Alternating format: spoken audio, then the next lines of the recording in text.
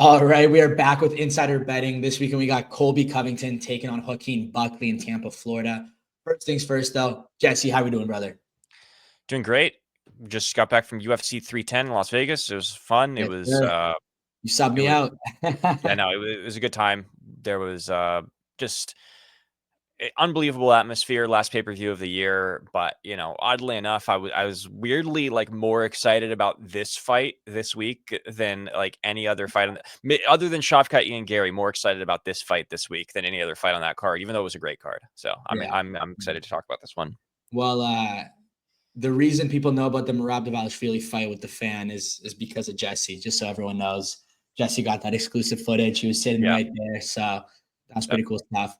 I know. I didn't know it was going to happen, but I unfortunately stopped the recording when Aljo had walked by and then realized that there was like something going on. And so I started filming and then, so I missed the beginning of it, unfortunately, but I got the majority of it. So it is what it is.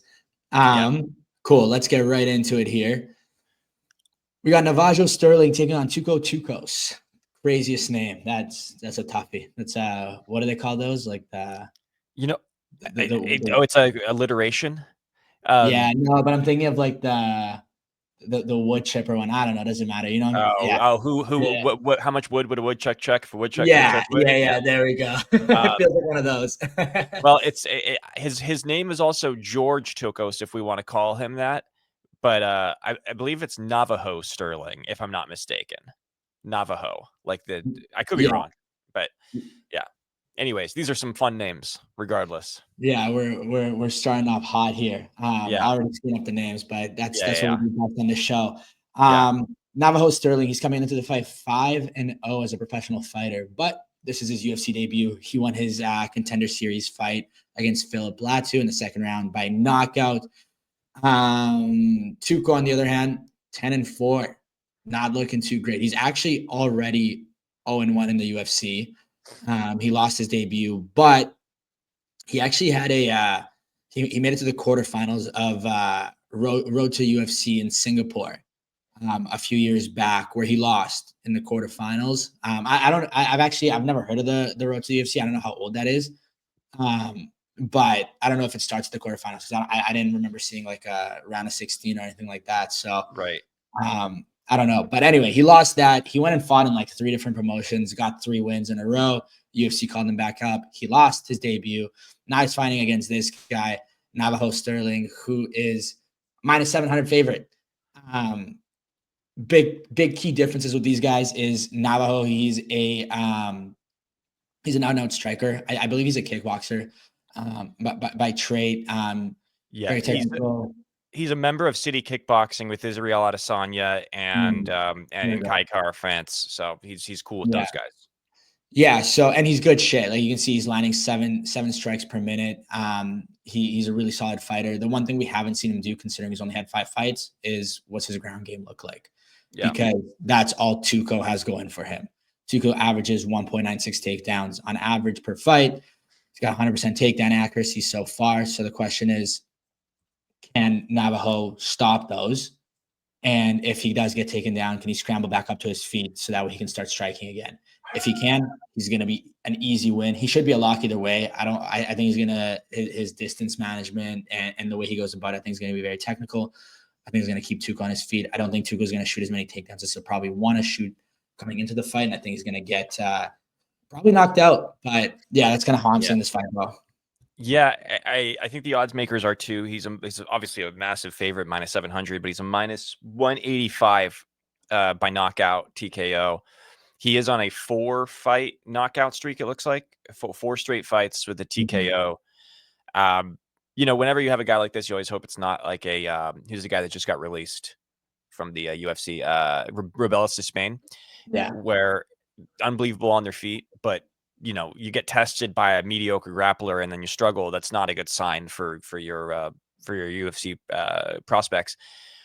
I think this is like an easy slam dunk. Just take him by TKO or knockout at -185 if you're gonna bet anything, and then put it into a parlay, because there's nothing to bet at -700 for me personally. I agree. But I will say something interesting about Tuco, about Navajo Stirling. He is actually a guy who mimicked Alex Pereira in Israel Adesanya's training camp against Alex Pereira. So when you look back at old training footage for Izzy when he was going to fight Pereira, Navajo Stirling is actually mimicking Pereira in the gym. So it's kind of cool. So we have an interview about that by our Mike Owens, who talks to him about it. So you guys should go check it out. Really dope. Really dope.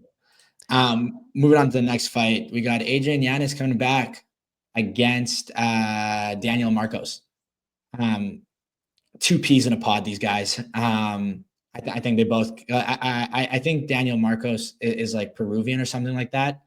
But I'm sure Yanez it also has some sort of Latin in him. But if you interview him, he's very American. He's from Texas. I know he's very American. Yes.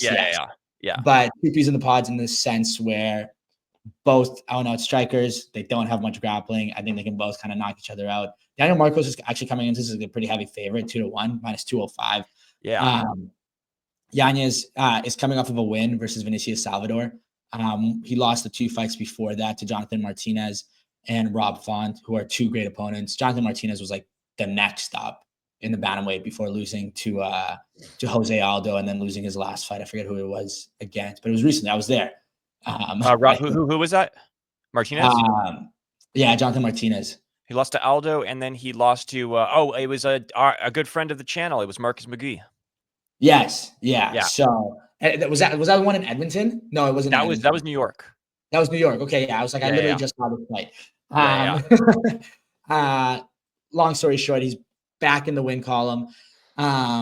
He was on a 9-5 win streak before that, actually, and he was 5-0 in the UFC. This is the first real test for Daniel Marcos. I don't think he's going to pass it personally. I think Yanez is going to, I don't want to say piece him up, but I think he's very accurate. He's fast. He's got power. I think the experience in these types of fights matters a lot.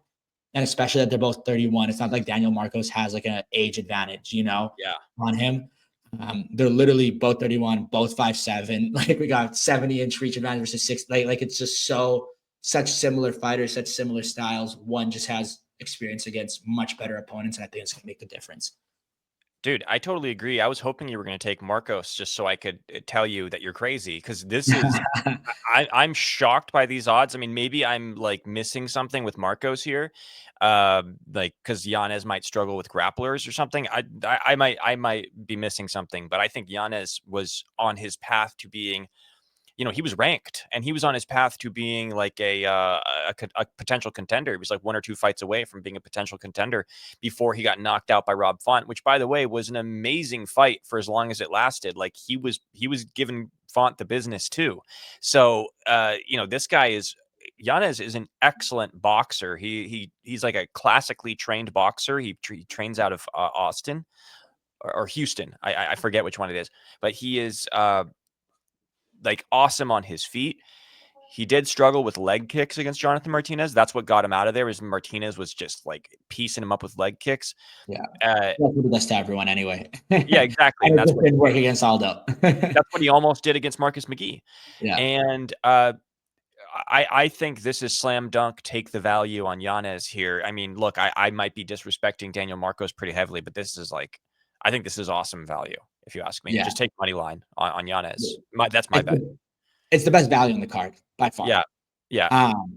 And honestly, like I want to go like lock of the night. Like I just don't see him losing, but I also don't know Daniel Marcos that way. Much, but I just think Yanez has his footwork and his hands are just too good against an unranked opponent for me to not take the plus 170 here. I don't know. I just like it too much. I agree. Next fight we got on the table is Vitor Petrino taking on Dustin Jacoby. This feels like a little bit of a vet versus prospect fight, just like Petrino's last fight, which was against Anthony Smith. I think the UFC was a little disappointed in how that fight played out. He was 4-0 going into that fight. I think he was doing pretty good against Anthony Smith, and then I think Anthony Smith got the choke in the end. After he shot a takedown, he kind of left his neck open, got gillied. Got the gilly, yeah. Yeah, I don't think Dustin's winning, to say the least. I think Vitor is just kind of better all around. I think I know you can look at those striking statistics and say, well, Dustin lands more, he's more accurate. He also gets hit more, keep in mind. And I just think Vitor Petrino is just very selective with his shots. Like he just doesn't throw shots to throw them. I think he just mixes in the striking and the grappling, and then that's kind of where he's going to get the win. Dustin Jacoby is coming off of a knockout loss as well against Dominic Reyes. So you can toss in the chinny argument there. I just think Vitor's the younger guy. He's going to be better all around. I think the UFC is trying to prop him back up to be the prospect they wanted him to be before he lost to Anthony Smith. Yeah, I agree with you. I think that the Petrino Smith, I think what we learned from that was there's a huge gap when you get from like going from fighting unranked guys to fighting somebody in the top 10. It's a big difference of a talent gap. And I think Vitor might have just bit off a little more than he could chew taking that fight. UFC might have rushed him a little bit. And this is sort of them acknowledging it by giving him Dustin Jacoby. And I think it's kind of a perfect bounce back matchup because Dustin Jacoby is a guy that has, he was, I think, a favorite against, who was it that knocked him out? I'm sorry. Just happened recently. Yeah, Dominic he was Reyes. a favorite. I think he was a favorite in that fight. And so, when you consider that, you're thinking, okay, this is kind of like perfect. It's not like gatekeeper, but it's like just a perfect barometer of like, hey, before you get back into top 15 fights again, got to beat a guy like this. I think it's a perfect bounce back fight. And I think, at minus 310, I don't like it, but I do like plus 110 for a knockout, even though he doesn't seem to have he was on a good knockout streak before the UFC. And then since the UFC, he's got one knockout in 5 fights. So since Contender Series. So I do like knockout here because I think that this is like he has a lot to prove and he wants to come back kind of getting a big win. So I like plus 110 KO or TKO. Yeah. And whenever you fight against someone who just got knocked out, the potential of them not getting knocked out again is just so much higher, Yeah. So I'm totally with you there. Yeah. Feature fight of the night, we got Manel Kape versus Bruno Silva. Manel Kape is recently coming off of a loss to Muhammad Mokaev where they stare at each other because they found each other so beautiful. No, Manel Kape was scared, I think, to kind of put too much pressure because of, Mokaev is a dangerous opponent. He can take you down. He can keep you there. I think Manel Kape did a little bit too much distance managing. Tried to take his underwear off, dude. Yeah. And so weird. Manel Kape's also the reason Muhammad Mokaev is not in the UFC anymore. The UFC saw that fight and they said, "Fuck you, Mokaev. See you later." He'll probably be back, considering how the flyweight division is going at the moment. You'd assume. But anyway, jokes aside, I think that Manel Kape is coming with a loss. I think he's going to be very upset with that loss because he feels like he could have done more, and I think he's going to do more in this fight. All around, I think he's the better technical fighter. I think he'll just come in with a little bit more confidence. He's got good takedown defense, which is kind of Bruno Silva's main kind of it's what he's elite at, I guess. And I think Manel Kape is going to do a really good job of defending that. I think he's better on his feet. I think he's going to be better all around. The only thing to be concerned about is Bruno Silva taking his back, obviously. But other than that, I think Manel Kape's got it. Yeah, I'm taking Kape. I think it's pretty easy to take Kape here. He's a super talented guy. I mean, he's a guy that like he will potentially lose in the top 10, but he won't lose a fight outside of the top 10. He's one of those guys. Yeah. And minus 375, not good, but minus 105, I believe, minus 110, minus 105 for decision. This feels my most likely, just because knockout. I just don't know with the way he fights. That there, especially flyweight, it's always risky to bet on the knockout in flyweight. So I like decision here, and I think Kape is a lot of fun. I like Manel Kape a lot. I hope he goes on a little bit of a run here because I think he can be one of the more entertaining flyweights. Just he stood up to Israel Adesanya at a press conference in Izzy's homeland. It's just hilarious. So you got to root for the guy to kind of make a comeback here. He's also beat Kaya Sakura, which I think is relevant to mention as well. Back when they fought in Risen, that would be a fun rematch, to be honest. It would be, and it would make a lot of sense if Manel Kape gets to win here. Yeah, I Um, agree. but funny story, not really a story, but I was doing my research before we jumped on here, and I looked up Manel Kape on Google. He comes up as an internet personality when like Bruno Silva comes up as a Brazilian mixed martial artist. So I thought that was pretty funny. Says a lot about his personality, I guess. That's funny. What, is that on Google? Yeah, yeah. You just look up Manel Kape and it comes up as internet personality. That's right. I see it here. That is Yeah, so funny. so weird. Makes But sense. yeah, yeah, it is what it is. Anyway, co-main event, the weirdest co-main event of the year, I think. Um, Cub Swanson versus we got Billy over here. Billy Uh, Q. yeah, two old folks going at it. I don't got much to say about this fight. I think it can go either way. I think this could be a 50-50 fight. Neither of them can keep a win streak or a losing streak alive. They're both coming off of losses. They're both 2 in their last 5. I think Swanson can pull it out of the bag just to go with the underdog, but I couldn't really care less about this fight. It's more for the fans that are there live at the event. It's to kind of get people excited for the main event, maybe, and get people riled up. But other than that, like this fight does nothing for the UFC. I'm with you. This could be Cub Swanson's retirement fight for all we know. If you're interested, it's plus 5,000 to bet on a draw. Because that's what I'm feeling with this fight here. I'm with you. I like hilarious. What do you? I'll take Cub Swanson plus 136 just because you're getting good odds, and that's sort of how I'm feeling. What do they have it for decision? By decision for Cub?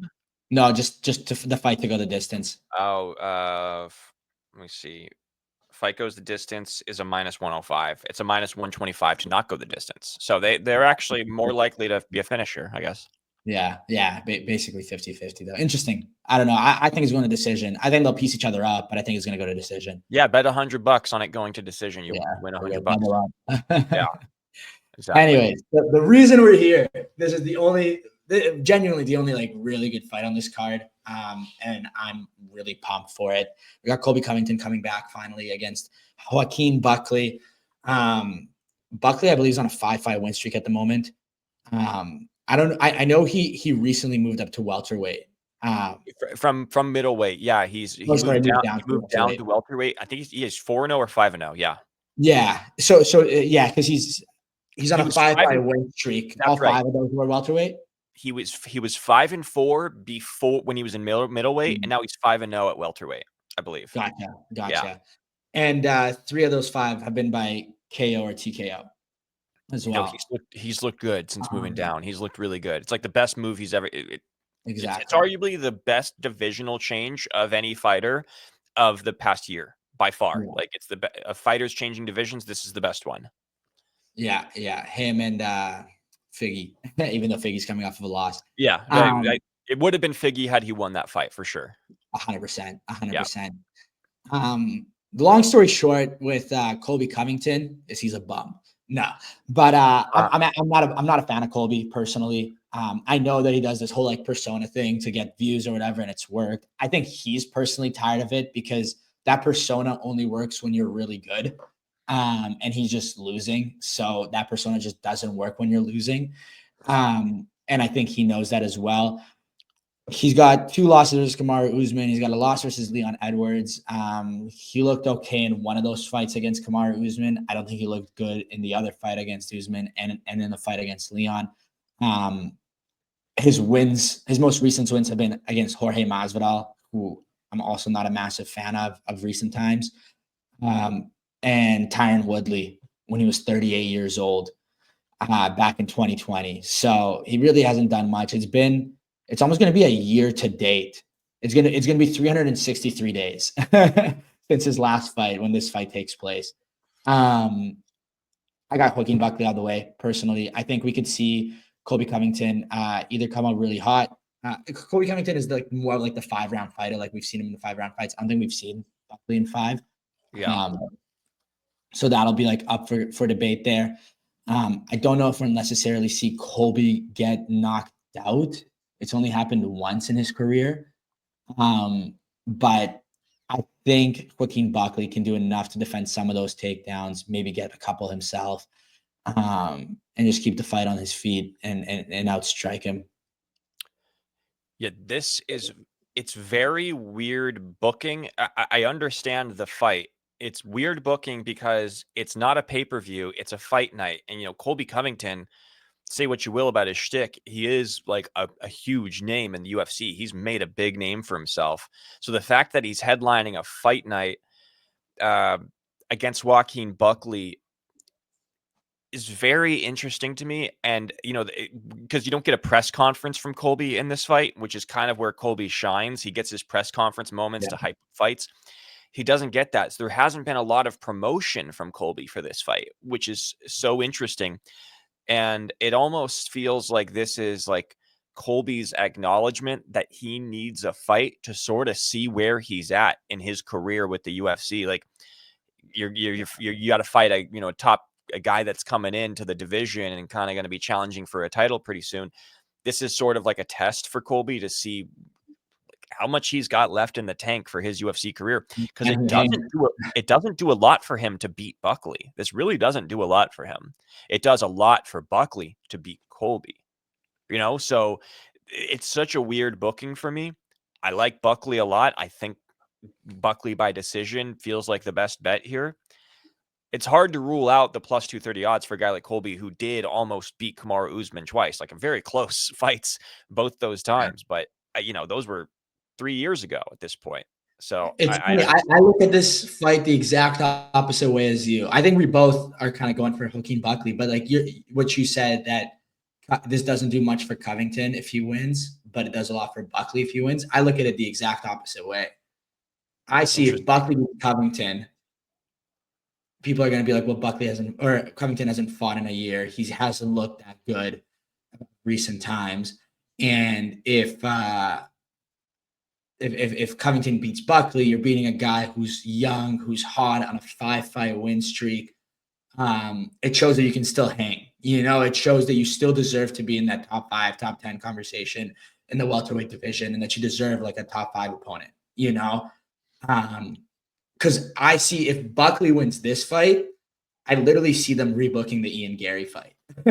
Yeah, no, I think you're right about that. Like, I don't think Buckley, unless Buckley has a spectacular knockout here, like if he has a spectacular knockout, it does a lot for him, because there are so many fans who hate Colby that you're gonna get a lot of those people are gonna come in and become your fans, and then all of a sudden it's like people are talking about you, your name starts spiking up in Google Trends, all that stuff, and then the UFC's their spidey senses start tingling. You know what I mean? But I understand why you say that. I guess I just sort of feel like Colby sat out for so long to get the Leon Edwards fight, and now he hasn't fought for a year since, like you said.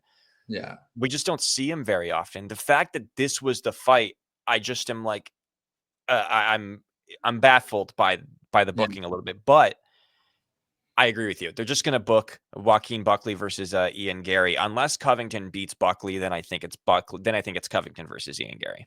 I think both of these guys fight Ian Gary unless Buckley has a spectacular win. That's the only way. If Buckley comes in and knocks him out in like round 1, round 2, then they're going to be like, okay, we're actually going to probably pass Buckley over Ian Gary and give him like a top 5 opponent. Especially now that Shavkat almost, like, Ian Gary made Shavkat look somewhat human in their last fight. I mean, look, obviously they did the face-off in the ring. It's going to be Bilal versus Shavkat, but we have seen crazier things before, where if Buckley does something wild and has a viral moment against Colby, guy that's been charging up the rankings, then it's like all of a sudden, things start to change. Shavkat could have an injury, and all of a sudden it could be Buckley challenging next. So you never know. True. But either way, it could set him up for a top 5, potential even title eliminator fight. Yeah.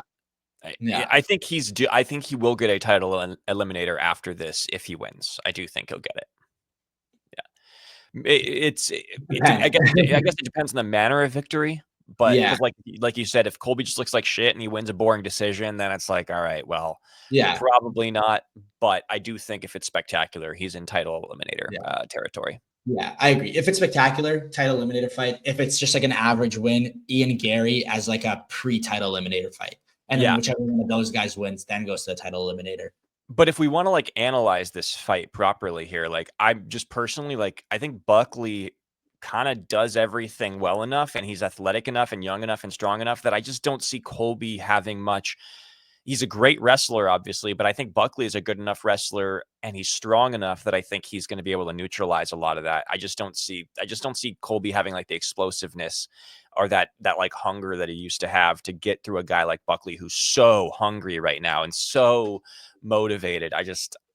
You I'm on know, the exact same page. That's kind of what I yeah, tried saying in the beginning, but yeah, you broke it down better. yeah. I just Yeah, think it's too easy to read this right now. I just don't see it for Colby. yeah, yeah. No, I don't So see it either. Colby And might it, have to knock him out genuinely. Like he might have to actually knock him out. I could see him getting dominated. yeah, I think I just have a different perspective on the UFC world where like I'm a more of a recent fan, you know, like the past like 2, 3 years is when I started watching versus like Yeah, you're you, you're casual. You're you casual, right? I'm a Yeah. bit of a casual, you know, but like, for example, like I don't have the same respect for like Colby Covington and people like Jorge Masvidal, for example, as like longer term UFC fans do, you Yeah. know. He hasn't gained it for me in the time that I've seen him fight, is what I'm trying to say, you Right. know. So I just look at it very straight up and I'm like, man, Joaquin Buckley just looks better all around in the recent future, you know. No, So, it's true. Like if you watch Colby like in the past 2 years versus Colby like 4 or 5 years ago, Colby was like a world beater at one point. Like yeah, he was beating up Damian Maya. He beat up Tyron Woodley, obviously, who was 38, like you mentioned, but he did benefit from some like matchmaking, but he yeah, also just ran through guys and he was like undeniable. And then he almost beat Usman. He really did yeah, almost beat Usman like multiple times. And those were some of like the best fights the UFC has ever put on, just promotion wise, but also like in ring product. And yeah. I think that Colby like earned a lot of fans in that time, but he also burned a lot of bridges. And then when you burn those bridges and you put up this shtick, and then you look like shit when you fight Leon Edwards, then all of a sudden it's like your stock starts dropping. So And heavily. yeah, well, it's just time. Life comes at you fast in this sport, man, Yeah. more than any other. 100%. So 100%. it's a good All fight. right. Well, yeah. Yeah. Well, we had a short episode today. Kind of deserved for the fans because we had like a hour long one last time, I think. But anyways, Jesse, as always, it's been a pleasure. Is there a fight next week? No, I think that after this, we don't have a fight for like a month. I think with the next Yeah. fight is That's in true. it's January 11th. I think is the next card after this. Is it? No, there has to be one before that. I'm pretty sure. I might be No, wrong. you're right. It is January 11th. So I thought Yeah. January 11th was 3/11, but it's not. It's Okay. another Yeah. fight. Yeah. It's 3/11. during January. Rebus. Yeah. Yeah. Cool. Well, anyways, Merry Christmas, Happy Holidays, Happy New Year's. Probably won't see you guys for a little bit, but Jesse, as always, it's been a pleasure, brother. You too, Adam, and let's make some money, bro. Yes, sir. Make some Yes, money. sir.